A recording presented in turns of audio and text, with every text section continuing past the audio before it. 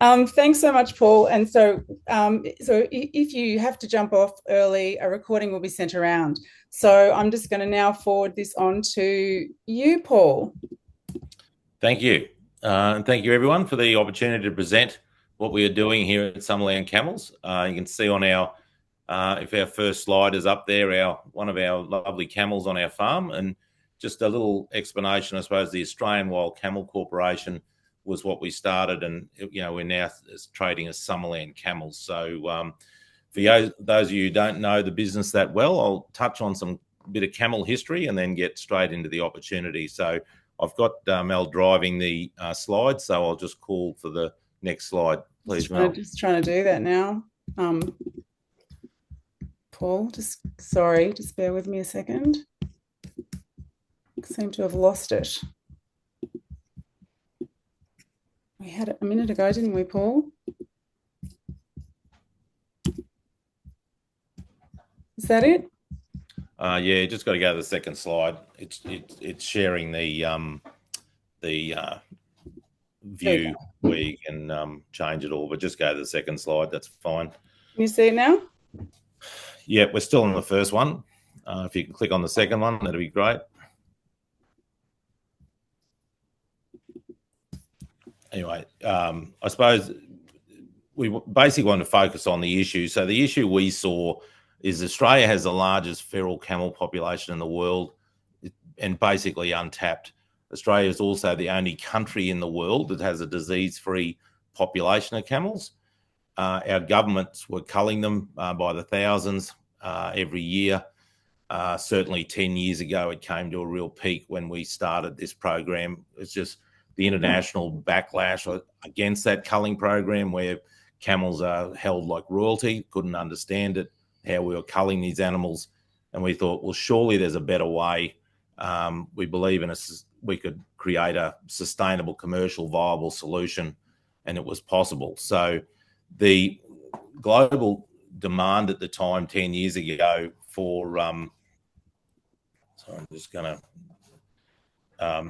the global demand for dairy alternatives 10 years ago also started to really gain traction. There's also, people seeking solutions for consumers looking for functional foods with proven health benefits. Our answer was by harnessing the unique benefits of camel milk. We've created this sustainable high-value industry. We've created some award-winning fresh milk products and milk powder products that deliver a premium alternative to health-conscious consumers. And this means Australia will have a valued camel resource instead of being wasted. Next slide, please, Mel. So camel milk contains unique bioactive compounds. So if we can go on to the next slide there, we get a lot of support by our Queensland Uni professor.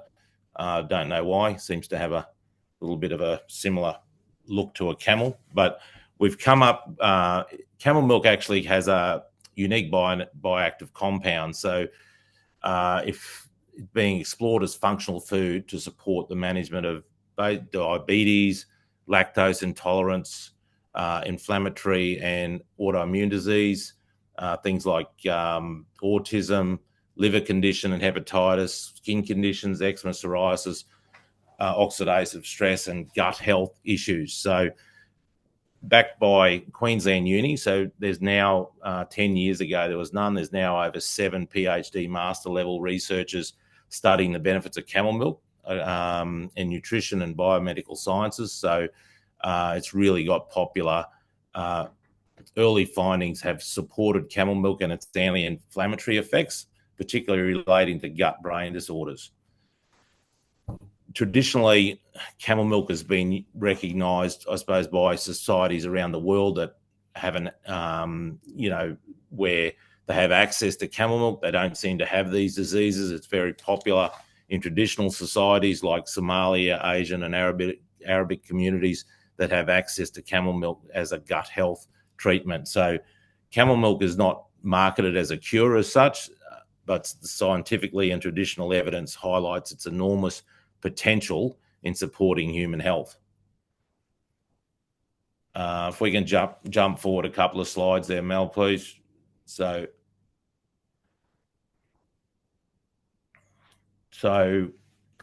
our slides aren't moving. Looks like we're jammed up, but anyway, I'll continue on.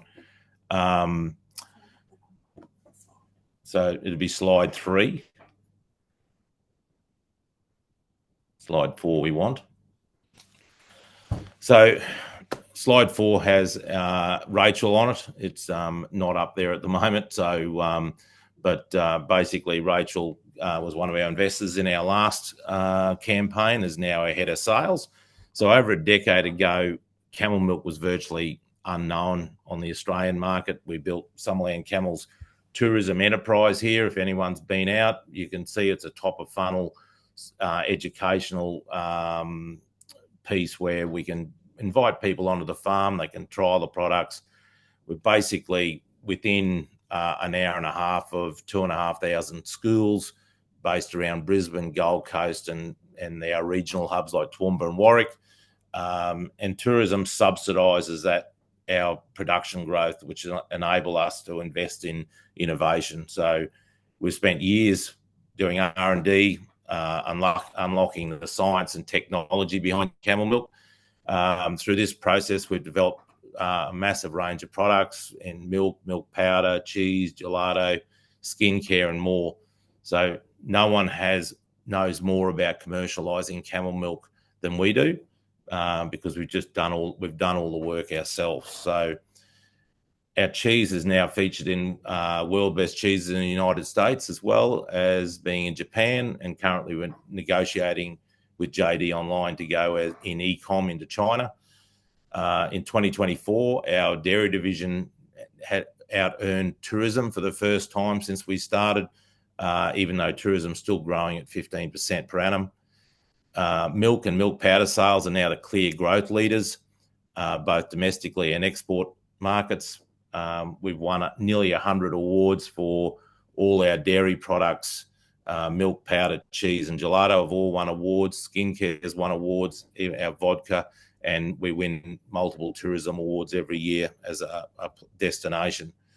So with a deep understanding of fully integrated operations, we've turned this niche product into a scalable commercial success. Slide 4 on sustainability.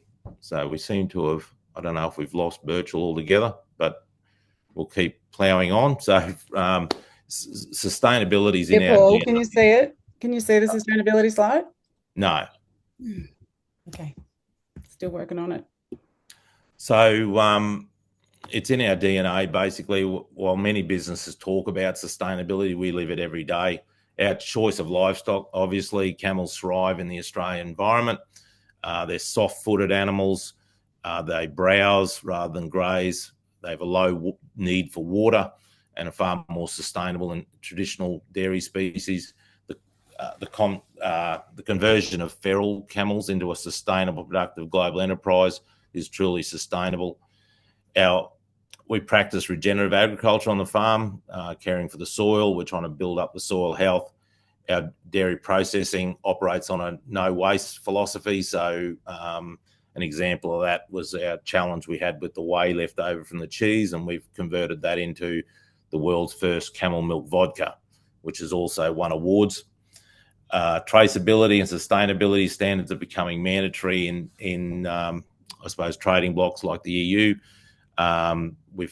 We've held off on certification, but we're ready to comply when standards stabilise. So we're also haven't chosen to go organic at this stage. We're in quite an area that's susceptible to worms and gut issues to go that way. So we'd rather stick to chemical-free hay and feed and stuff like that. But we do need medications that will help. So our model proves that we can commercially successful, be environmentally responsible at the same time. Looks like our slides are starting to come up now. Looks good. So we go to slide 5. We're on there. So we can see a few of our camels there again.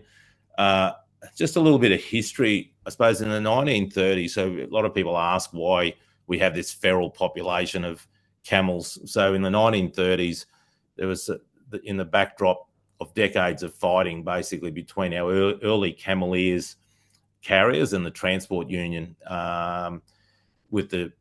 and then in the 1930s, there was also the White Australia policy that came in, and a law was passed in the South Australian Parliament that declared camels to be a pest or not native to Australia, so they were no longer needed and they were ordered to be shot.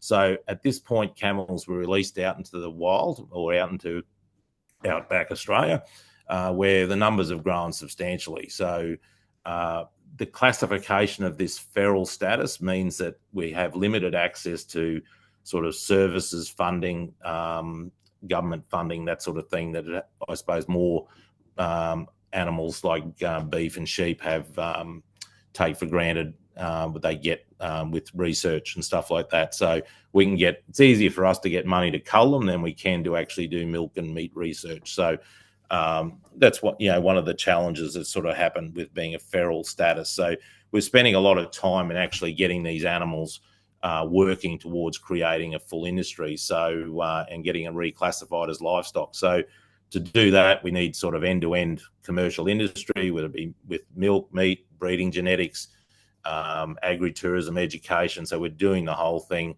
We're committed to this vision, not just to our business, but for the future of building this camel industry. So, we have here livestock sales, breeding programs, meat production. They're all necessary for a sustainable supply chain, and this also maximises the value for every animal, diversifies revenue streams, and demonstrates the economic legitimacy required to reclassify camels from a pest to livestock. So that's what we're working on.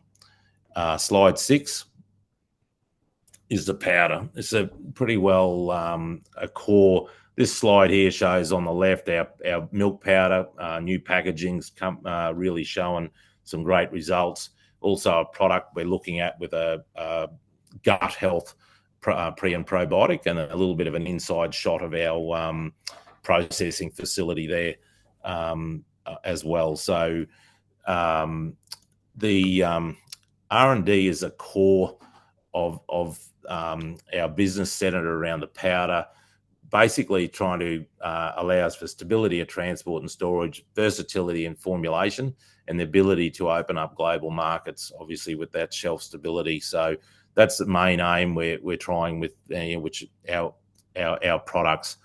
The next, I suppose, frontier for camel milk powder is in the functional formulas. So we're seeing strong offtake interest in formula-based treatments. So going beyond the baby formula as such, more into self-managed adult health. It's a far broader and faster growing category with fewer regulatory constraints as a baby formula would have.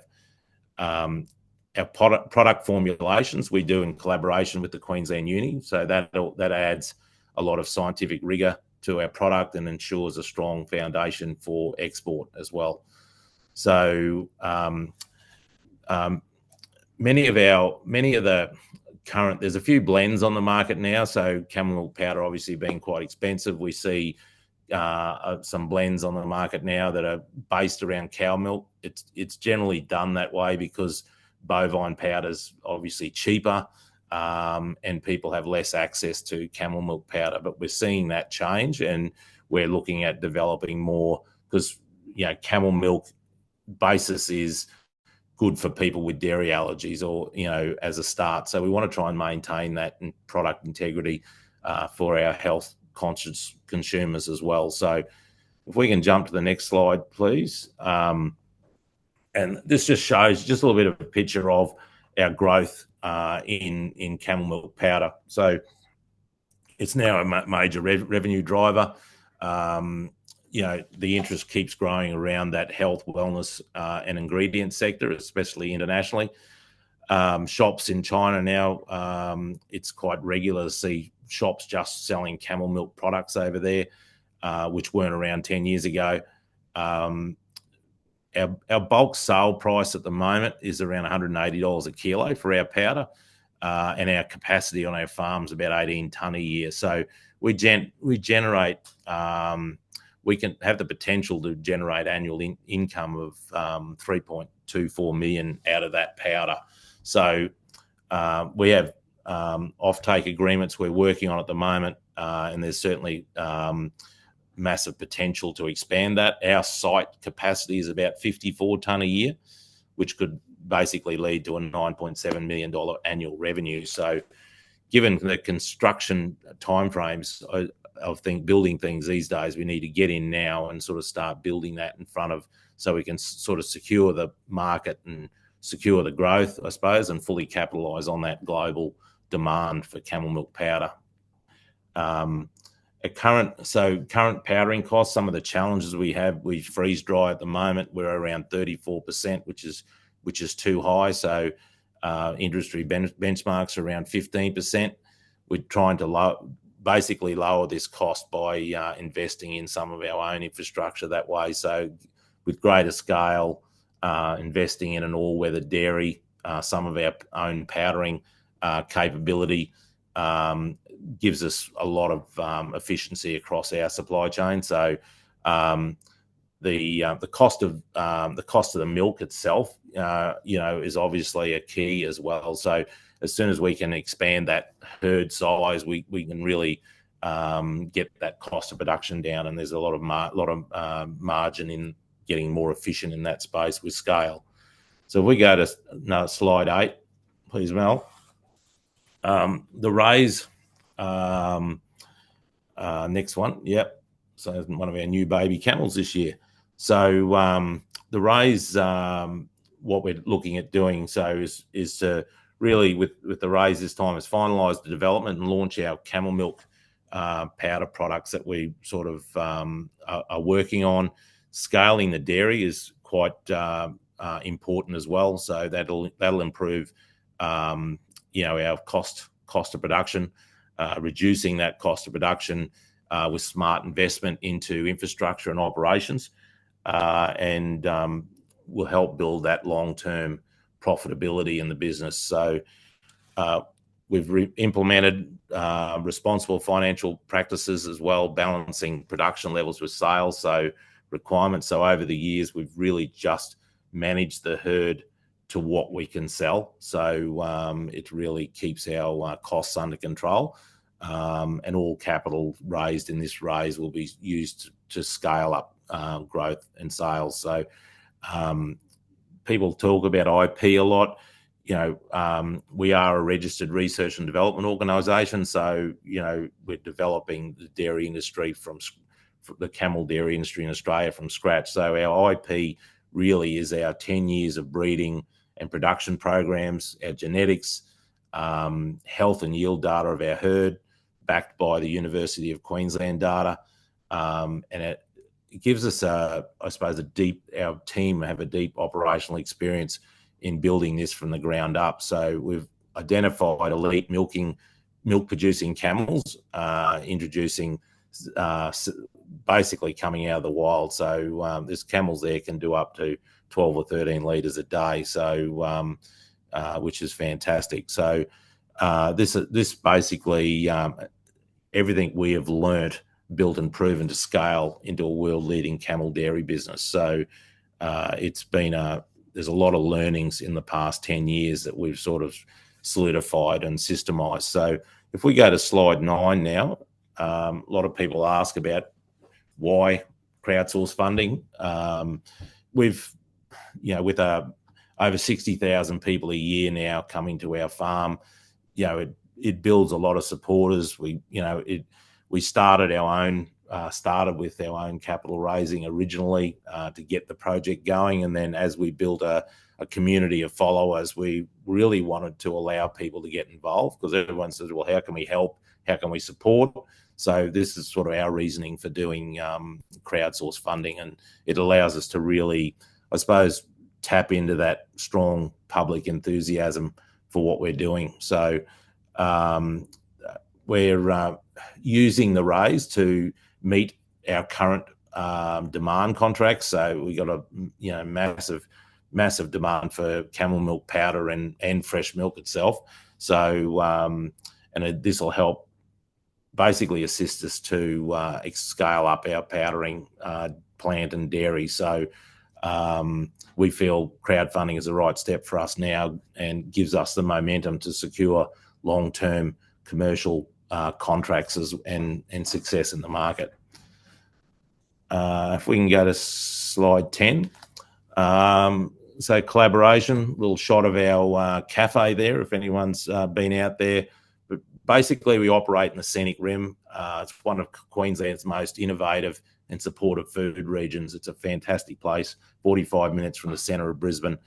It has things like we're part of Destination Scenic Rim, which do things like Farmgate Trail, which brings people out to the region and really promotes the region for food and location. So we certainly collaborate with the council on things like Eat Local Month they do out here, which is a fantastic thing where they mobilise people to come out to the region and see how the food is growing. And they also support our local market day events, which there is one on the 5th of April for anyone that's in the striking distance of the farm. You can come out and see our market day. So we get up to 4,000 or 5,000 people at these events. So the council certainly support those. We also partner with some Queensland government authorities like BETA, Brisbane Economic Development Authority. They're very focused on tourism and regional activities, I suppose, leading up to the 32 Olympics. They also deal with Future Foods, which is a global accelerator, which we're part of to help local products go through to export. QTIC, which is Queensland Tourism Industry Council, they drive local Queensland tourism, and ATE, which we're also part of, that focuses on inbound tourism. So they're really been driving, I suppose, putting back in after COVID to try and get that inbound tourism from overseas. And we've worked hard over the last few years to become a commissionable product. We'd be one of the very few commissionable products out here in the scenic rim that people can come to, and it allows us to sell that product overseas. So we're certainly very excited to be in these networks and expand our footprint in these networks so we can scale our operations. So our vision is certainly proudly local, boldly global, and built on a strong community foundation. So we employ a lot of locals in certainly in our cafe and through our business, which is great. So if we go to slide 11, with the last one, I think, not coming. Anyway, it's basically with your support, we can take the next leap into camel milk innovation, regional economic growth, global market leadership. So certainly now is the time to get involved and make a difference. And we'd love to have some of you on board. And I'm happy to finish up there and take any questions. Thank you. Thank you so much, Paul. That was an amazing presentation. So now we're just going to go to the Q&As. And first off the bat, what is your dividend policy? So we're obviously a startup business. Anything in that line will be in our offering document, certainly, and probably not on this platform, but that offering document will be coming out straight after this. So that'll explain a lot more of our financials and what we're going. But we're certainly a growth company more so than a dividend company. We're trying to grow the business. Can you get someone else? Oh, sorry.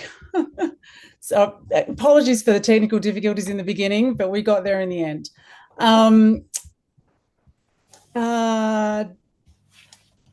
You mentioned camel meat. Is that a future product or current? So it's current. Certainly, it's probably one of the biggest demand products around the world at the moment is camel meat. And again, I focused on the quite an interesting situation when we came into this business to try and come up with solutions to save camels, and then meat then ends up being a part of the operation. So it is a challenge with becoming if we want to get on the livestock register at the moment. If we go out and collect camels, whatever we don't take need to be destroyed. So a lot of basically our meat camels come from that part of the supply chain where we collect camels out of the wild. We'll take the camels we want for milk, riding camels. We have lots of camels that aren't suited to the dairy that we put in our rides camels. And then we'll also bring in a lot of the most of our own camels end up going out to people's farms to use as co-grazing for cattle operations, which is something I didn't touch on there. But if you want to jump on our website and have a look at the co-grazing benefits of camels with cattle and what they're great for, is certainly a great read. Does reclassifying put them on livestock vaccination programs, and what research has been done for the effect on the camels and product?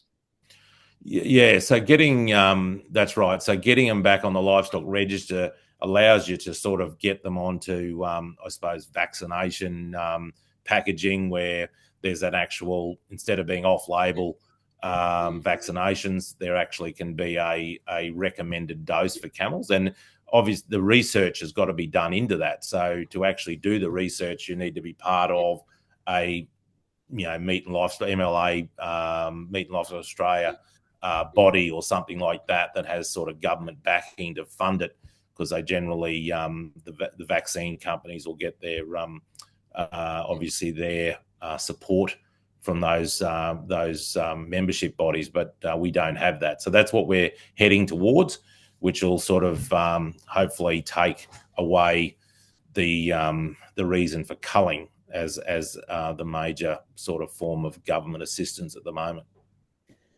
So are there any limitations to your growth based on the amount of land you have, Paul? Do you have expansion options, re-land? In this, so the strategy here is to take this one to we can do 300 camels milking a day here, and then the next, that's the capacity I was referring to, at a 54 tonne a year of powder here, and then it's to take the once that demand is taken up, then that will certainly lead to a massive rollout of our project across Australia, where we can build dairies in other areas away from here. So that's our capacity of this site. If we're going to go to bigger dairy operations without the tourism, and it's starting to really commercialize the product, you're better off getting away from the coast and going to areas that suit more for camels in their natural environment. So there are a couple of questions here, Paul, about how does this offer affect the current shareholders from the last offer? Yeah, so there is no effect. Obviously, there'll be we're raising money, so there'll be more shares. So there's a slight dilution depending on what the share price raise is at. So, and that'll be determined by the feedback from the shareholders currently in the EOI list. So there's really, in a growth company, you need to continually raise until you get to a point where, I suppose, the next raise lifts the share price to as your revenue rises. So as long as we continue to grow that revenue base, then the share price will keep going up. There's a few questions in here about about how the shares work with a CSF raise. So I just want to jump in here and say that this might be the first time you're investing in an equity crowdfunding platform. So I just want to highlight about the kind of asset class this is. So when you buy shares in a company like Summerland through a platform like Birchal, you're buying fully owned ordinary shares in either a private or a publicly unlisted Australian company. So those shares are considered illiquid, as they cannot easily be transferred or sold. However, there are a number of circumstances they may create an opportunity for shareholders to exit the business, and these include a trade purchase of the company, a listing on the stock exchange, a private equity investment in the company, or a share buyback by the company. So just to give that information to people that probably aren't really familiar with how that operates with crowdsourced funding. I think I could probably also add in there, there's if we have a lot of people that use, buy a lot of camel milk, buy a lot of our products weekly and monthly. Our investor rewards, range from basically 10% up to 30%, depending on your level of investment. So, there's a great way of actually getting a return on your, on your investment just by, being part of the company and getting investor rewards. That's good point, Paul. So I'll just wrap up with one last question. Lauren says, I love your business and I've visited a lot. Is there a recommended amount for support? Is there a minimum amount? What are you looking to raise in this fundraising offer? Yeah, so that's based around the expression of interest. We have that'll come out in the offering document and be finalised based on the level of support that we've obviously put the campaign out there live. We'll base we've got certainly targets we'd like to reach that we can't speak about in an open forum. I apologise, but certainly if you get the offering document, you'll see what, if we can raise a certain amount, what we want to do. So, you'll certainly get that document and you'll have those figures in front of you tomorrow. Thanks so much, Paul, for a great presentation, and thanks to everyone for joining today's Q&A webinar. As I mentioned earlier, a recording of the video will be sent around to everyone who registered in case anyone missed out. The Expression of Interest campaign for Summerland Camels is live for another week. So if you haven't already, jump onto the Birchal platform and check out their pitch video and company profile. And once again, the early access offer campaign will open on 1st of April, so make sure you get your expression of interest in to have access to the offer document and all the key terms of the offer before it opens to the public. Thanks again. Happy investing and making dreams come through with Birchal. Thanks so much, Paul. Thank you, everyone. Thanks for your time. Cheers.